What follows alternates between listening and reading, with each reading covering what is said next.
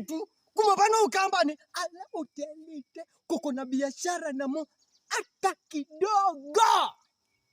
Msichana number 1 unoetawa Musangi. Atakuangalia tu kwa macho tu na afunge macho yake. Mtu number 2 unoetawa Mwongeli. Aka kuna biashara na akuongelele otumahitaji kidogo kidogo. Mamu hajaoga, mamu hajaenda saluni, mamu hajaosha watoto. Hizo biashara za kiuni.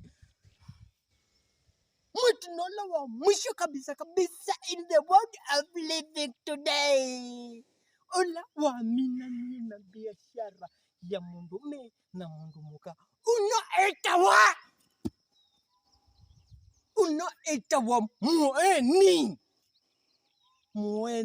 Mueni. Unaua wanaume, unamalizana na wanaume pole pole. Kanisa na pema jamaa maumba nyinyi kamisi wewe.